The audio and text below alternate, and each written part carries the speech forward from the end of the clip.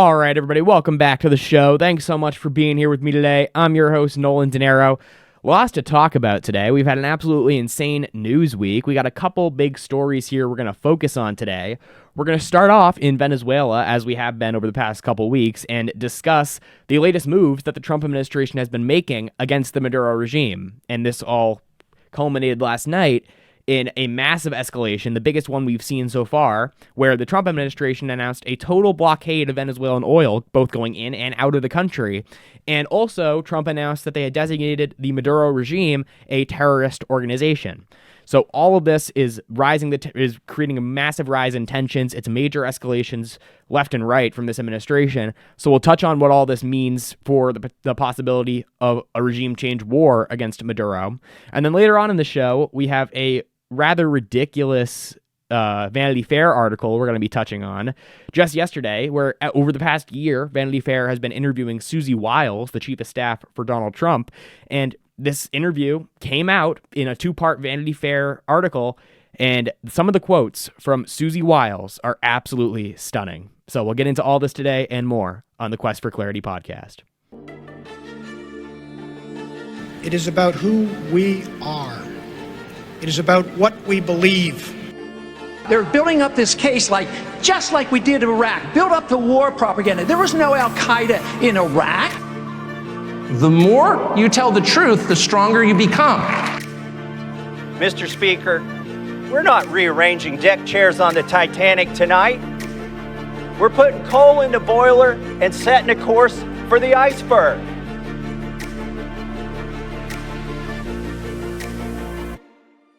Maybe we should improve the liberty of our own country before we seek to do so abroad.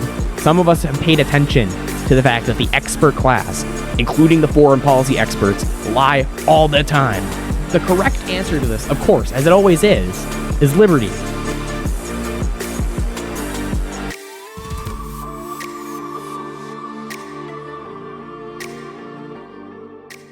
All right, everybody, before we begin, if you wouldn't mind going right down below this video and hitting like and subscribe, I would really appreciate that. Also, if you wouldn't mind going to my Instagram, X, and Spotify accounts and giving all those a follow, I'd really appreciate that as well. Let's get into the big story of the day today, which is the news coming out of Venezuela. As I said in the intro, Venezuela, there's been rising tensions. We've covered it here on the show quite extensively. There have been major rising tensions over the past couple months between the Trump administration and the Maduro regime, largely because there are many within the administration that would like to see Maduro ousted. And this all came to a massive culmination last night with the Trump administration announcing two major things. One, that they're going to be blockading all oil coming in and out of Venezuela, essentially cutting them off economically from the rest of the world. And then number two, that they are announcing that the Maduro regime is officially designated, whatever that means, as a terrorist organization, essentially laying out the justification to go to war against this terrorist regime. So we'll start off here by going over just the facts of it by reading the antiwar.com article from Dave DeCamp, who is just always on top of all this, great reporter at antiwar.com. So we'll start off here by reading his statements on this. He says, quote, President Trump on Tuesday issued a post on Truth Social where he declared a, quote, total and complete blockade of all, quote, sanctioned oil tankers going into or out of Venezuela as he continues to take aggressive action against the country with the aim of ousting President Nicolas Maduro. Quote, Venezuela is completely surrounded by the largest armada ever assembled in the history of South America. It will only get bigger, and the shock to them will be like nothing they've ever seen before, Trump said in his post, which came less than a week after U.S. forces boarded and seized a tanker off the coast of Venezuela. The president said the blockade, an action that's generally considered an act of war under international law, will continue until Venezuela, quote, returns its own oil and land to the United States, underscoring that Venezuela's vast oil reserves, the largest in the world, are a primary motive in Trump's effort at regime change. So we'll read directly from Trump's Truth Social post in a moment because it's important to this. But as I went into a couple episodes ago, I did a deep dive on the fact that the oil in Venezuela is a major motivating factor for this regime, or for I should say, for the administration, and why they're being so aggressive to Nicolas Maduro. And this has been made apparent for a couple of reasons. Number one, we are making a major point at the blockade of the oil tankers. And this is because we feel the Trump administration is using the Monroe Doctrine in very flimsy ways to justify that the oil in South America is essentially rightfully ours. And this is a terrible reading of the Monroe Doctrine. Anyone who knows anything about the history of that knows that the Monroe Doctrine was essentially created so to prevent European forces from getting involved in South America, not to claim that we have the right to all of the natural resources of South America, but that's just their flimsy justification for it. And also, we reported on this a couple episodes ago that Chevron, they had their executives in the White House a couple days ago meeting with the president to discuss the latest of the Venezuelan oil sanctions. And just from a couple months back, it was revealed that that Chevron and the U.S. Treasury Department have come to an agreement. They have a deal, essentially, like a contract, to allow, amidst all of the blockade of the airspace, amidst all the oil sanctions, the U.S. is still directly through the Treasury Department directly facilitating Chevron's oil team to go down to Venezuela and access the oil. So it can't be that we're trying. It can't be this excuse of drugs that we're cutting off the airspace. And right here again with this total blockade of the oil, it shows again crystal clear, as we continue to allow our country's oil executives to go down and access the oil, it's crystal clear that this is a war to gain access to the natural resources. And this has kind of been what most respected journalists are now saying. This is the justification. This is the reason for why we're being so aggressive towards Venezuela. Again, the justification from the administration for weeks now, although it's been thoroughly debunked and nobody believes it at this point, the justification from the administration for the boat bombings and the aggression towards the Maduro regime is drugs. They're saying that Maduro is the kingpin of this massive drug organization, Cartel of the Suns. They also say that he has ties to Tren de Aragua, and they're making this claim and using it as a justification to be aggressive towards his regime, because they're claiming that he is essentially ordering these drug boats to America to kill Americans. This is the classic war narrative that is always used by the state to justify war. They have to make it personal for you. They have to make you feel like you're in direct danger. You are at risk by this foreign regime. And if they can get enough people in the country on board because they feel actually scared for their life, if they feel as if Maduro or the South American regime are purposely sending drugs to America to kill Americans, then that can potentially garner support from the domestic population for a war. In reality, it's almost always completely different than the actual public justification. Just like in Iraq, the public justification had to be that they were going to nuke you. It had to be a direct threat to the American people to get them on board. And similarly, the real reason is not what they're disclosing with Venezuela. The real reason is that they want access to the natural resources, oil, gold, and others.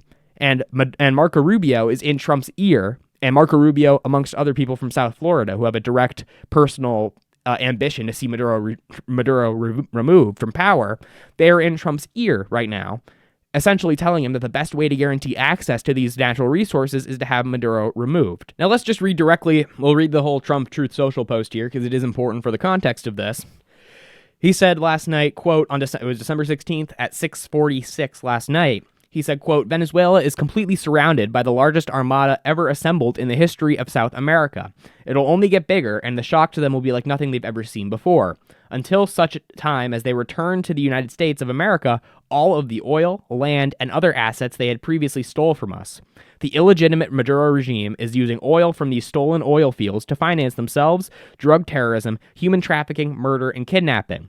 For the theft of our assets and for many other reasons, including terrorism, drug smuggling, and human trafficking, the Venezuelan regime has been designated a foreign terrorist organization.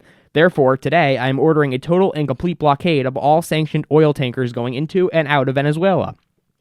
The illegal aliens and criminals that the Maduro regime has sent to the United States during the weak and inept Biden administration are now being returned to Venezuela at a rapid pace.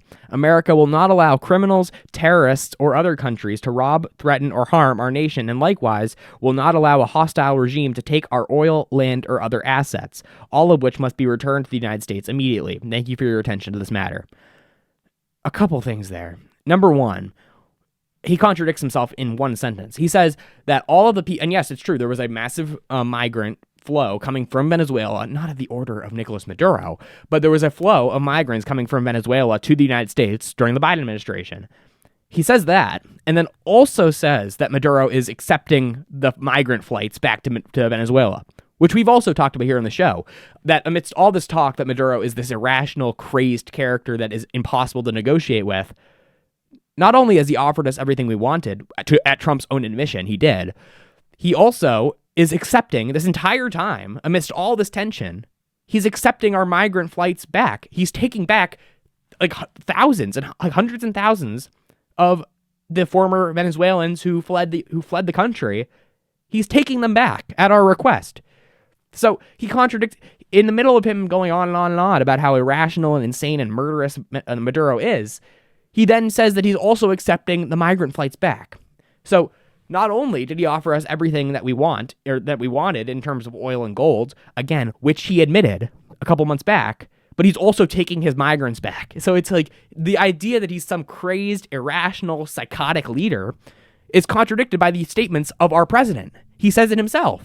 So it's just deranged. And then also, he goes on, and he repeats this a couple times in the Truth Social post, that Maduro must return our oil, our land, and what else did he say? Our assets.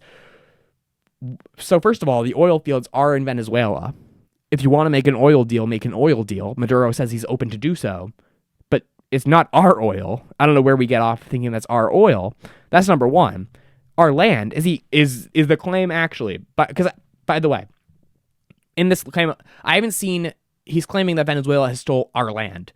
So I haven't seen Venezuela and the Maduro regime turn into some empire. I could be wrong, but I miss that part of modern history where the Venezuelan regime became some global empire acquiring land overseas.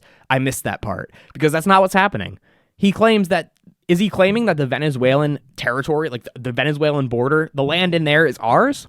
Because that's deranged. That's essentially setting up the stage for a U.S. invasion to take back what's rightfully ours, and he's claiming what's rightfully ours includes their territory. So this makes no sense. I don't know what land he's claiming they took over.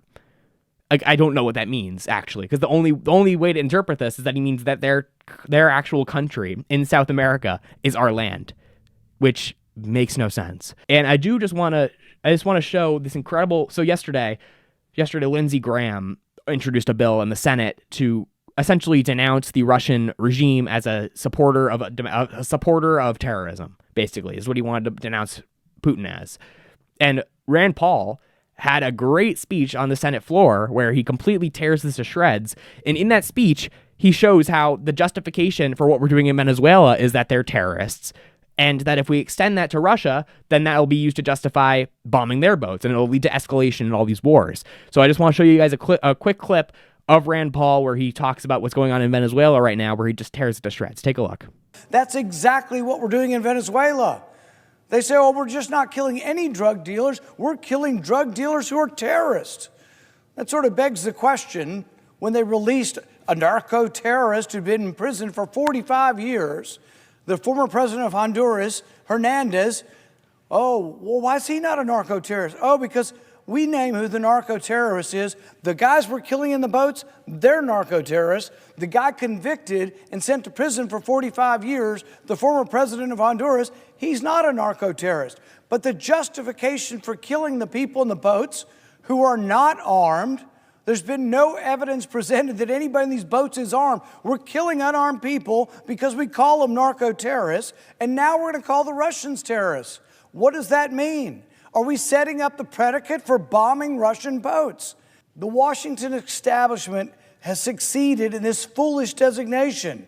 We now have drug cartels. We're conducting these killings. What's next? Will we allow killings of Russians? Will we allow bombings of Russian boats? Designating countries or cartels as terrorists essentially has become an end run around congressional war-making powers. The Constitution says we declare war.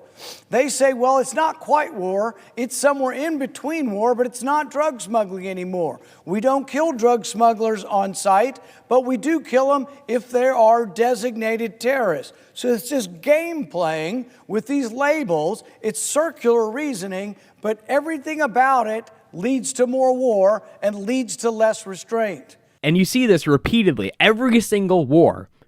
The way that Washington escalates it is by designating these groups as terrorists.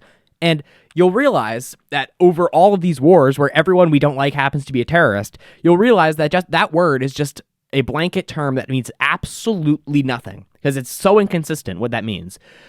So they're claiming, again, in this Lindsey Graham bill, he's claiming Russia is terrorist, seemingly because they're not doing what the U.S. official State Department policy is.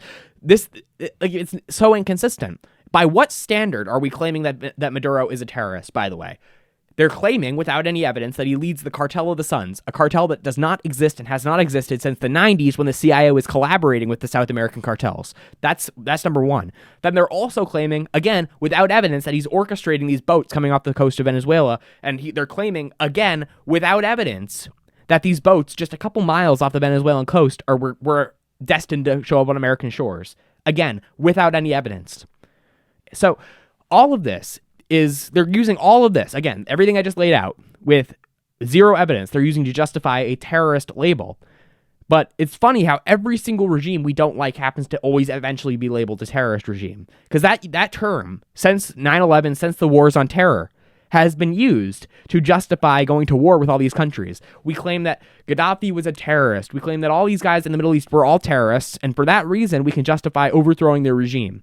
Not because they just happen to go against U.S. policy, but because they're terrorists. This is what's always used as justification. That's why Maduro, who is the leader of Venezuela, is now being called a terrorist. Because he's committed acts of terror? Not necessarily, but because he's going against the stated policy of the U.S. State Department. That's why he's getting called a terrorist. And let me just lay out the exact reason why I'm actually against this war. Of course, the most direct reason is that it's a war of choice, which I am completely against. We do not have to be doing this. This is entirely a choice from this administration to take us to war. It's the idea that this is a war of necessity is the most deranged thing ever. Are we being attacked by Venezuela? No. Has Maduro launched an offensive attack on the United States? And give me some actual evidence. Don't just give me this vague idea that Maduro is sending these drug boats and he's like some kingpin sitting on all the drug profits. No, you actually if you're going to take the country to war, if you're going to send young men to go die in Venezuela to overthrow the Maduro regime and destabilize an entire South American country in our hemisphere, you actually are supposed to give us some justification for this. You're not supposed to just say, trust me. You're not supposed to just say, we've seen the intelligence, and the intelligence says.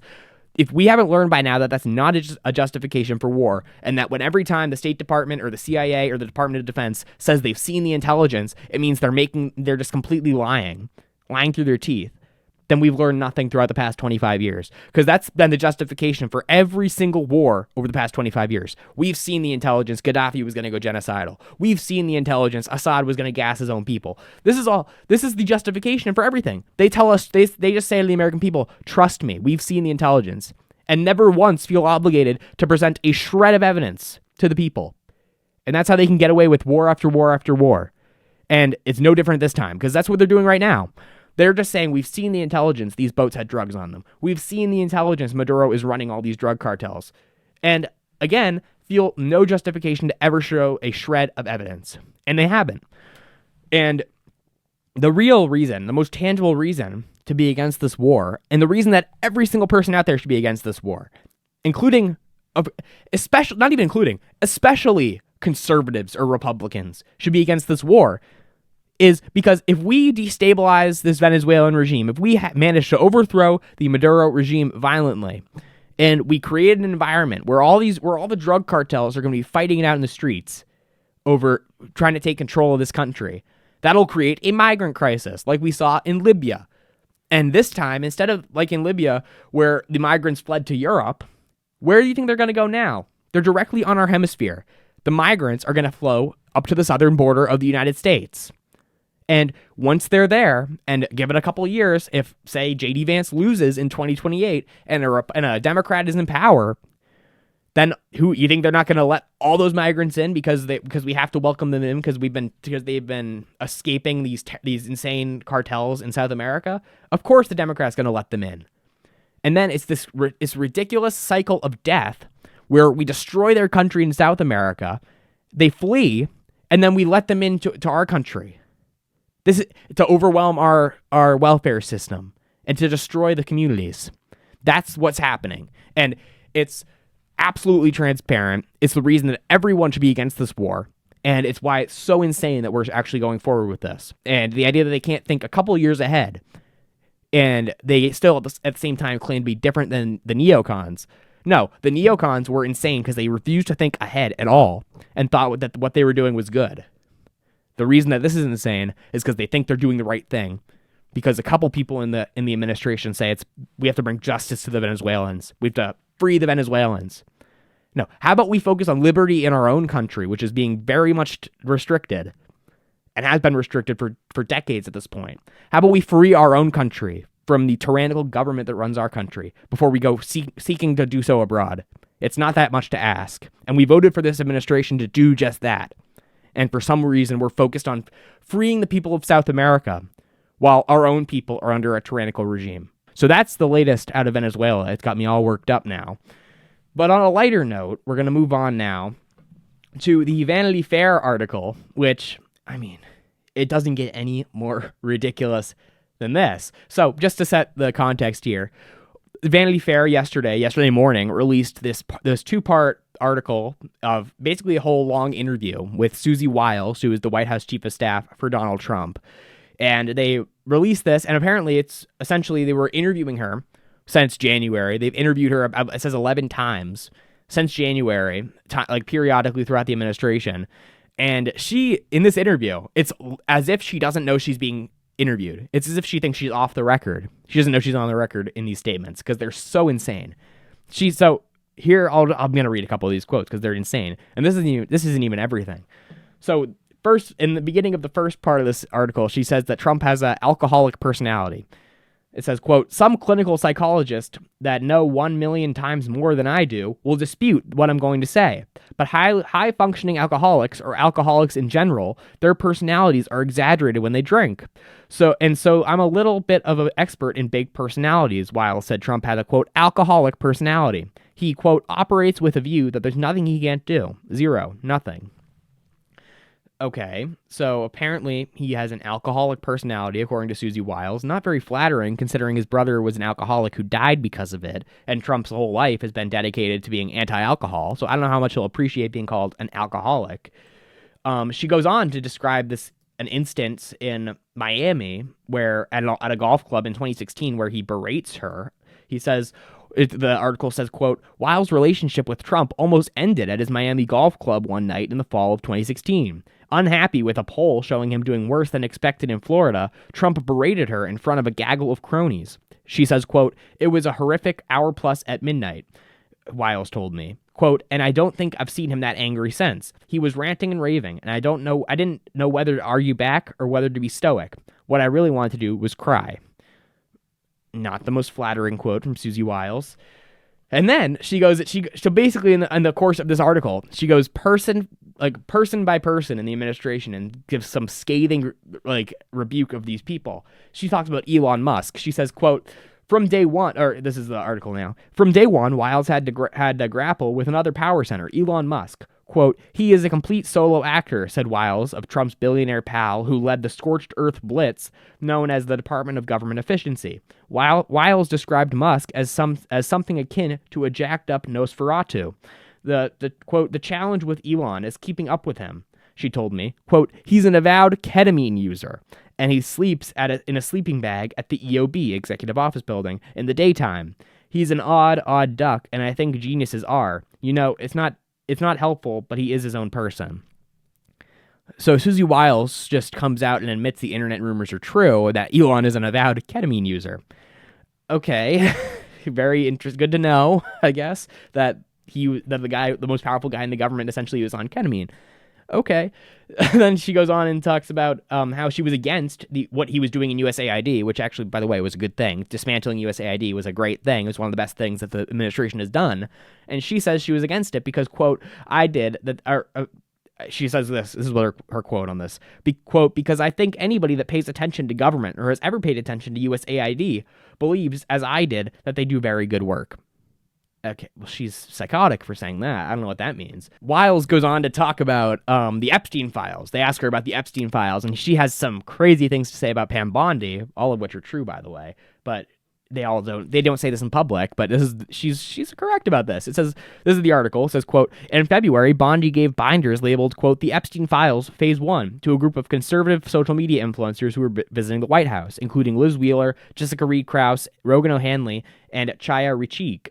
The binders turned out to contain nothing but old information. Quote, I think she completely whiffed on appreciating that was a very targeted group that cared about this, Wiles said of Bondi. Quote, first, she gave them binders full of nothingness, and then she said that the witness list, or the client list, was on her desk. There is no client list, and it sure as hell wasn't on her desk. Okay, so Wiles just completely comes out and says that Pam Bondi was lying this whole time, that she had the client list on her desk, which, again, she word for word said on Fox News back, I believe, March. So Pam Bondi, I don't know how half these people have their jobs still. Pam Bondi, Kash Patel, all these guys need to be fired. They've just, Kash Patel, by the way, right now, the Brown University shooter is still on the loose, and Kash Patel is going on Katie Miller's stupid podcast. It's crazy. Like, these people don't understand PR for some reason. And for some reason, no one shut this down and fired them, even though they're making the administration look ridiculous. Anyways, this is what Wiles had to say later on about Epstein. She said, quote, it says, quote, Wiles told me she'd read what she calls the, quote, Epstein files. And she said, quote, Trump is in the file. And we know he's in the file. And he's not in the file doing anything awful. Wiles said that Trump was, quote, on Epstein's plane. He's on the manifest. They were, sort of young, single, whatever. I know it's a passé word, but sort of young, single playboys together. The article goes on, Trump has claimed without evidence that Bill Clinton visited Epstein's infamous private island, Little St. James, quote, supposedly 28 times. Quote, there is no evidence those visits happened, according to Wiles. As for whether there was anything incriminating about Clinton in the files, quote, the president was wrong about that. So, not only does she say that, yes, Trump is in the files, which we all kind of knew from reporting, it was just to what extent was the question. Not only does she admit that in this interview, later on, she goes on to say that Trump is lying about the extent Bill Clinton's incriminated in the files. You couldn't have asked for a worse string of statements on this topic. So she goes from admitting that the administration has bungled this whole situation to saying, yes, Trump's in the files, and then, yes, Trump is lying about how much Clinton is in the files.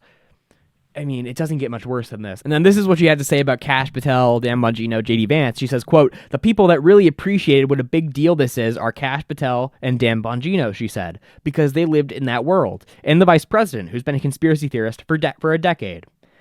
And for years, Kash has been saying, quote, got to release the files. And he's been saying that with a view of what he thought was in these files that turned out not to be right.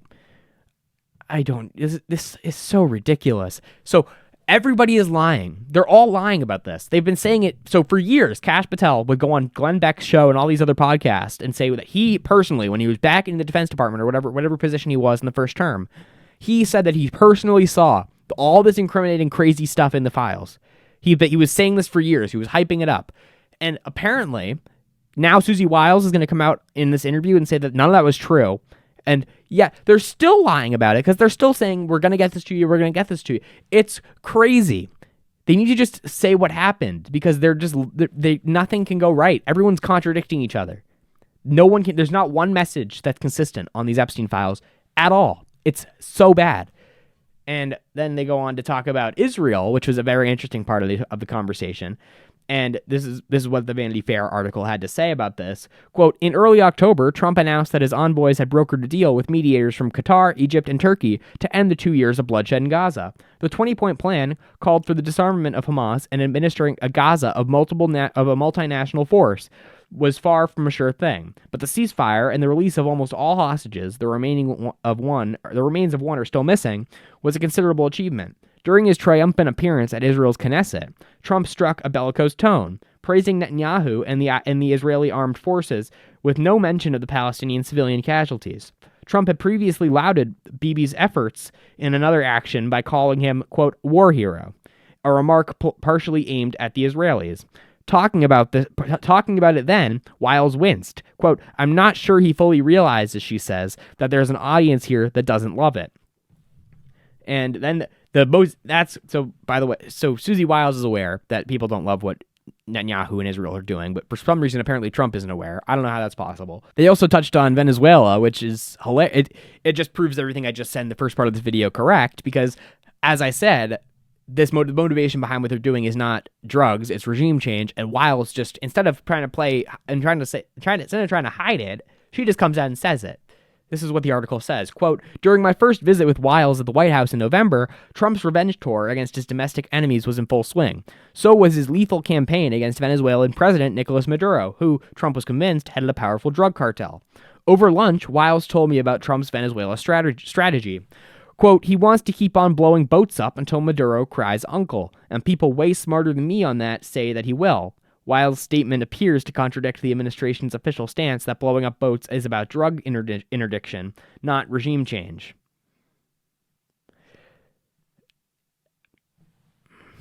There are no words. There are no words to describe how deranged this Venezuelan policy is and how transparently they're lying about it. I mean, usually these wars have kind of a couple layers of lies that, okay, that might not be true, but this is the overarching narrative is true that, yes, they're bad. Like, yes, it's somewhat true that, like, this could be happening. This is, like, absolutely the worst propaganda for a war I think I've ever seen. Because not only are they lying about it with this incredibly flimsy lie, but they're all on the record admitting it's a lie, including the chief of staff. So how can they expect anyone to believe that it's about drugs when you have the chief of staff openly saying from November, before they got into the White House, that the strategy here, before they have any of the intelligence on whether or not these boats are drug boats or whatever, how can you expect anyone to believe this when before he got even into office, she's laying out their strategy against Venezuela, and the strategy is to make Maduro, quote, cry uncle and leave his post and leave the regime. It's too crazy. It's just too, it's like insane. It's absolutely insane.